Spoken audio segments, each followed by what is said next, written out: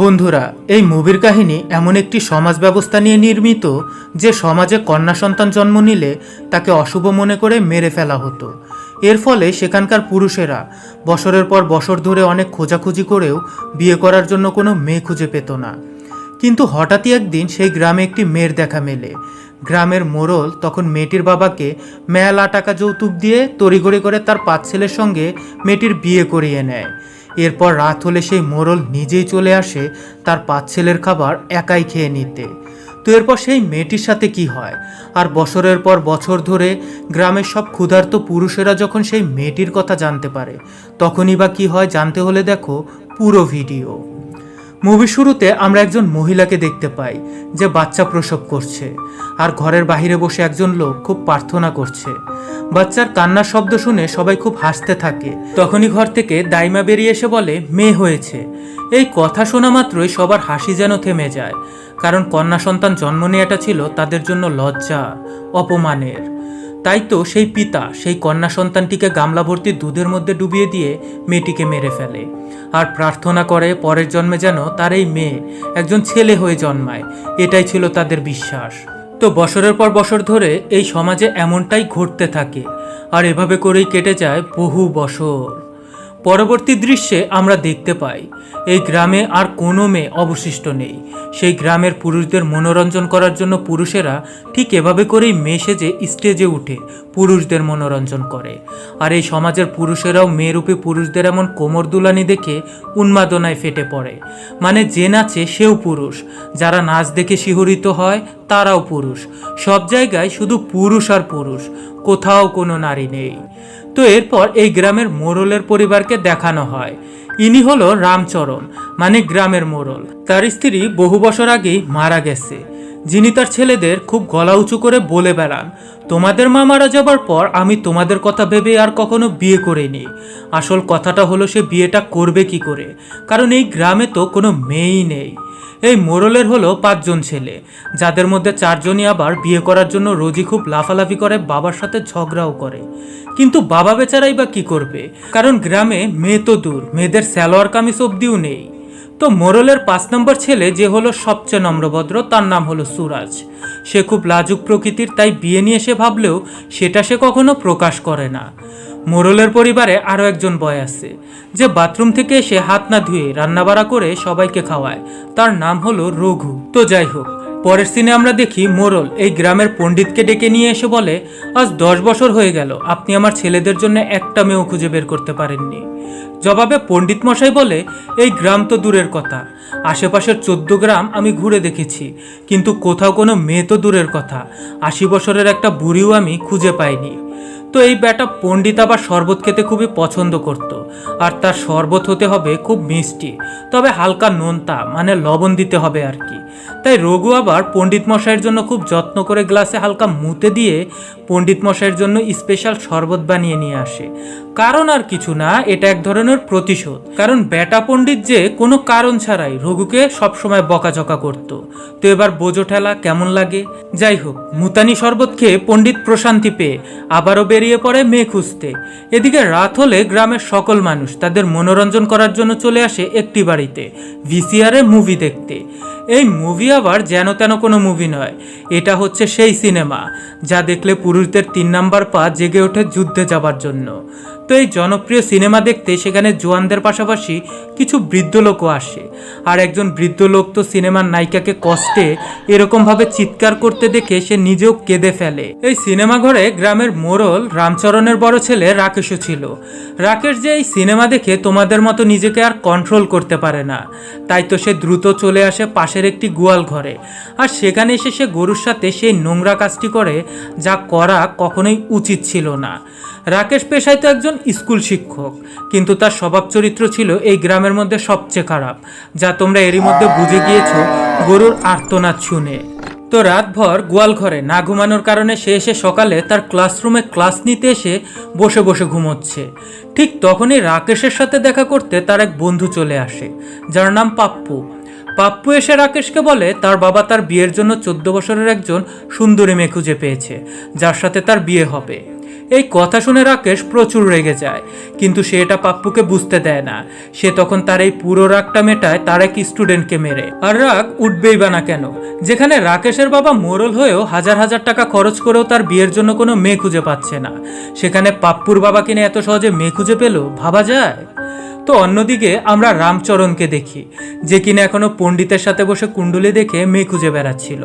তখন সেখানে রেগে মেগে রাকেশ চলে আসে। সে এসে তার বাবাকে বলে, তোমরা দুজন ঘরে বসে থেকে কুণ্ডলী দেখে সারা জীবন ভরে মেয়ে খুঁজতে থাকো। ওদিকে পাপ্পুর বাবা ঠিকই পাশের গ্রাম থেকে পাপ্পুর জন্য মেয়ে খুঁজে বের করেছে, তাও আবার কচি, মাত্র 14 বছরের। পাপ্পুর বাবা মেয়ে খুঁজে পেয়েছে শুনে পণ্ডিত মশাইয়ের তো পেছন থেকে ধুমা বের হয়ে যায়, কারণ সে এত বছর ধরে আশেপাশের সব গ্রামে তন্ন তন্ন করে খুঁজেও কোনো মেয়ে আবিষ্কার করতে পারেনি। তাহলে পাপ্পুর বাবা কিভাবে এটা করলো? গবেষণা করতে পণ্ডিত মশাই বেরিয়ে পড়ে পাপ্পুদের বাড়িতে। পাপ্পুর বাবার কাছে এসে পণ্ডিত মশাই জিজ্ঞেস করে, তুমি নাকি মেয়ে খুঁজে পেয়েছো? জবাবে পাপ্পুর বাবা বলে, এই তো পাশের গ্রাম থেকেই পেয়েছি, আপনার আশীর্বাদেই তো পেলাম। বিয়ের জন্য মেয়ের বাবাকে অনেক টাকা যৌতুক দিতে হচ্ছে। সব শুনে পণ্ডিতের মনেতে এমনিতেই খুব হিংসে হচ্ছিল। এরই মধ্যে পাপ্পুর বাবা তখন পণ্ডিতকে দায়িত্বটা দেয় বিয়ে পড়ানোর। পরের সিনে আমরা দেখতে পাই বিয়ের আনন্দে পাপ্পু তো পাগলা ডান্স দিচ্ছিল, এদিকে সেই গ্রামে সব ছেলেরা মিলে সেই মেয়েটিকে দেখছিল, কারণ তারা তাদের এই জীবনে বাস্তবে এই প্রথমবার কোনো মেয়েকে দেখছে। বহু বছর পরে তাদের এই গ্রামে একটা বিয়ের আয়োজন হচ্ছে। নববধূকে দেখে তো গ্রামের ছেলেদের কলিজা ফেটে যাচ্ছে। এরই মধ্যে পণ্ডিত বিয়ের আনুষ্ঠানিকতা শুরু করতে যাবে, অমনি মেয়ের বাবা ছেলের বাবাকে নিয়ে স্টেজের পেছনে চলে আসে। তখন আমরা দেখতে পাই মেয়ের বাবাকে ছেলের বাবা নগদ 2 লক্ষ টাকা ও 2টা দুধের গাই দিচ্ছে যৌতুক হিসেবে। অন্যদিকে আমরা আরো একটি সিন দেখতে পাই, যে পণ্ডিত মশাইয়ের কানে কানে কেউ একজন এসে কিছু একটা বলে দিচ্ছে।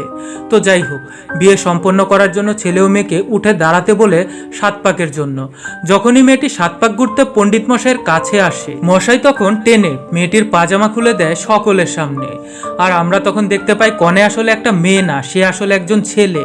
মানে একজন ছেলেকে মেয়ে সাজিয়ে অন্য একজন ছেলের সাথে ধুমধাম করে বিয়ে দেয়া হচ্ছিল। এই গ্রামের লোকেরা বিয়ের জন্য মেয়ে না পেয়ে তাদের মস্তিষ্ক এতটাই বিকৃত হয়ে গিয়েছিল যে তাদের সেই বিশেষ চাহিদা পূরণের জন্য গরু অথবা পুরুষ একটা কিছু হলেই হলো। তো যাই হোক, এর পরের সিনে আমরা দেখতে পাই পণ্ডিত মশাই অন্য একটি গ্রামে যায় পুজো করার জন্য। সেদিন পুজো করতে করতে অনেক রাত হয়ে গেলে পণ্ডিত মশাই সেই গ্রামেই থেকে যায়। ভোর হলে সে ঘুম থেকে জেগে হাত মুখ ধুতে একটা পুকুরের সামনে আসে। ঠিক তখনই তার কানে একটা মেয়ের গানের আওয়াজ আসতে থাকে। পণ্ডিত চমকে ওঠে। সে খুঁজতে থাকে এমন সুরের আওয়াজ কোথা থেকে আসছে। সেই সুরের পিছু নিয়ে পণ্ডিত মশাই একটা জঙ্গলে এসে যায়। এখানে এসে সে তার চোখের সামনে যা দেখতে পায় তা দেখে সে পুরো চমকে যায়। সে দেখে গাছের উপরে চড়ে একটি মেয়ে ফল খাচ্ছে আর গান গাচ্ছে। তখন সেই মেয়েটিও পণ্ডিতকে দেখে ফেলে। মেয়েটি তখন নিজেকে লুকোতে দ্রুত তার বাসায় এসে লুকায়, কিন্তু পণ্ডিতও তখন মেয়েটির পিছু নিয়ে তার বাসা চিনে ফেলে।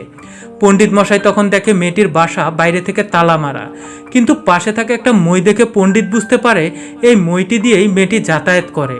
পণ্ডিতও তখন সেই মই বেয়ে মেয়েটির বাড়িতে ঢুকতে নেয়। ঠিক তখনই বাড়ির ভেতর থেকে মেয়ের বাবা একটি লাঠি নিয়ে পণ্ডিতকে মারতে এগিয়ে আসে। মায়ের ভয়ে পণ্ডিত তখন মন্ত্র জপতে শুরু করে আর বলে, আমি একজন পণ্ডিত, আমি তোমার সাথে একটু কথা বলতে চাই। পণ্ডিতের পরিচয় পেয়ে মেয়েটির বাবা তাকে ভেতরে আসতে দেয়। ভেতরে এসেই পণ্ডিত মশাই মেয়েটির নাম জানতে চায়। তখন মেয়েটির বাবা বলে তার মেয়ের নাম কালকি। পণ্ডিত তখন বলে, তুমি এত সুন্দর একটা মেয়েকে এতদিন ধরে কিভাবে লুকিয়ে রেখেছো? তখন কালকির বাবা বলে, যদি আমি এতদিন ধরে আমার মেয়েকে লুকিয়ে না রাখতাম তাহলে এই গ্রামের মানুষরা আমার মেয়েকে আস্ত রাখতো না। পণ্ডিত মশাই তখন কালকির বাবাকে বলে, তুমি কালকিকে একটা বড় ঘর দেখে বিয়ে দিয়ে দাও। আমার কাছে এমন একটা বড় ঘর আছে যেখানে তুমি কালকিকে বিয়ে দিয়ে দিলে সে সম্পূর্ণ নিরাপদে থাকবে, আর বিনিময়ে তুমি 1 লক্ষ টাকা ও একটি গাভী পাবে। 1 লক্ষ টাকা সাথে একটি গাভীর কথা শুনে কালকির বাবা তো পারলে নিজেই বিয়ে করে নেয়। তো যাই হোক, পণ্ডিত সেই বাসা থেকে বের হয়ে দ্রুত গতিতে রামচরণের বাসায় এসে যায়। বাসায় এসে সে রামকে বলে, আমি একটা মেয়ের সন্ধান পেয়েছি যাকে দেখতে এখনই তোমাকে বের হতে হবে। মেয়ে খুঁজে পাওয়া গেছে শুনে রামচরণ তো খুশিতে অবাক হয়ে যায়। সে দ্রুত তার বড় ছেলে রাকেশকে খুঁজতে থাকে, কারণ রাকেশই বিয়ের জন্য বেশি লাফাচ্ছিল। কিন্তু রাকেশ তখন বাড়িতে না থাকায় রামচরণ তার ছোট ছেলে সুরাজকে বলে রাকেশের ছবি নিয়ে যেতে, আর দ্রুতই তারা বাড়ি থেকে বেরিয়ে যায়। তো এরপর আমরা দেখি রামচরণ কালকিদের বাসায় এসে কালকির বাবাকে তার ছেলে রাকেশের ছবি দেখায়। কিন্তু রাকেশের ছবি দেখে মেয়ের বাবার একদমই পছন্দ হয় না, কারণ পুলিশের পোশাক পরে ছবি তোলার পরেও রাকেশকে দেখতে ডাকাতদের মতোই লাগছিল। তো কালকির বাবা রামকে প্রস্তাব দেয়, আমি আমার মেয়েকে আপনার ছোট ছেলে সুরাজের সাথে বিয়ে দিতে চাই। এই কথা শুনে রাম তখন সেখান থেকে উঠে চলে যায়, কারণ সে এটা বেশ ভালো করেই জানে যদি সে রাকেশকে রেখে তার অন্য কোনো ছেলের সাথে কালকির বিয়ে করায়, এটা রাকেশ কখনোই মেনে নেবে না, কারণ তার মতো জানোয়ার এই জগতে হয়তো আর একটিও নেই। তো ফিরে যাবার সময় রামচরণের মাথায় হঠাৎ কিছু একটা খেলে যায়, তাই সে সুরাজকে বলে গাড়ি আবারও কালকির বাবার বাড়িতে নিয়ে যেতে। এখানে এসে রাম তখন কালকির বাবাকে 1 লক্ষ নয়, মোট 5 লক্ষ টাকা ও 5টি গরু দেয়। এতগুলো টাকা ও গরু দেখে কালকির বাবা তো দিশেহারা। কেন দেয় রামচরণ এতগুলো টাকা সেটা জানাতে তোমাদের নিয়ে এলাম বিয়ের অনুষ্ঠানে।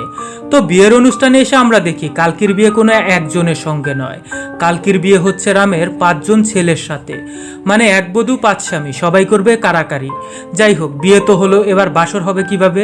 5 জন একই সাথে, নাকি একজন একজন করে 5 জন, নাকি একদিন করে 5 জনের মধ্যে ভাগাভাগি হবে? দেখা যাক কি হয়। বিয়ের পরে সব ভাইয়েরা মিলে খুবই আনন্দে মেতে ওঠে। খুশিতে বাপ পোলা সবাই মিলে একসাথে ঘোলা পানি খাইতে থাকে।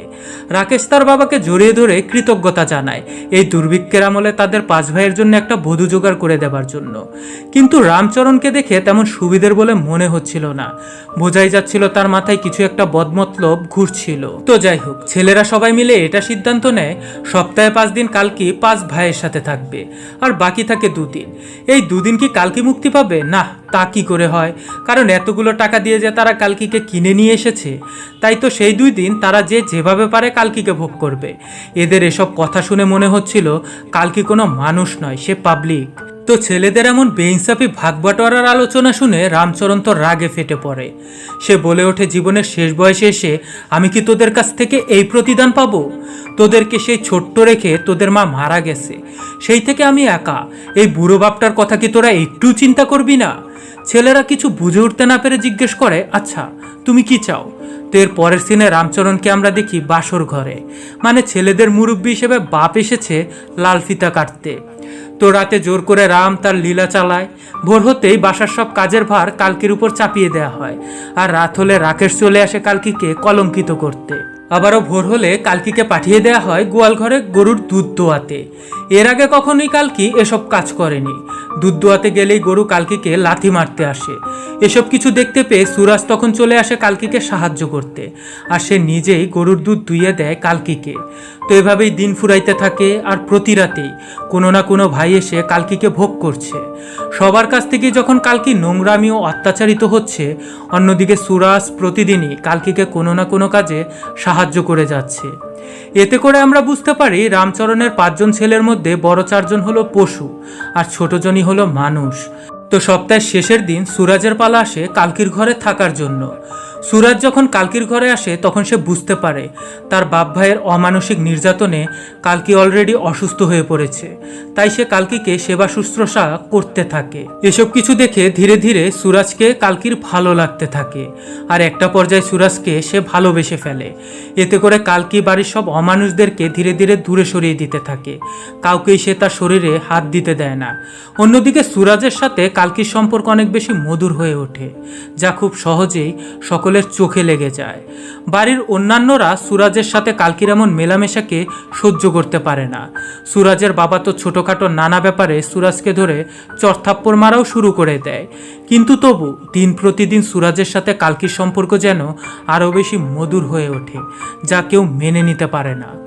তো একদিন সুরাজ যখন শহর থেকে কালকির জন্য নতুন একটা শাড়ি কিনে নিয়ে বাড়ির দিকে আসতে থাকে, ঠিক তখনই তার ভাইয়েরা সুরাজের মাথায় পেছন থেকে একটা বাড়ি মেরে তাকে মেরে ফেলে, আর তার লাশটা নিয়ে নদীতে ফেলে দেয়। এদিকে পুলিশ যখন সুরাজের লাশের ময়নাতদন্ত করার অনুমতি নিতে তার বাড়িতে আসে, রাকেশ তখন পুলিশকে সাফ জানিয়ে দেয় তারা তাদের ভাইয়ের লাশ কাটাছেঁড়া করতে দেবে না, কারণ তারা চায় না যে তার ভাই কাটাছেঁড়া অবস্থায় স্বর্গে যাক।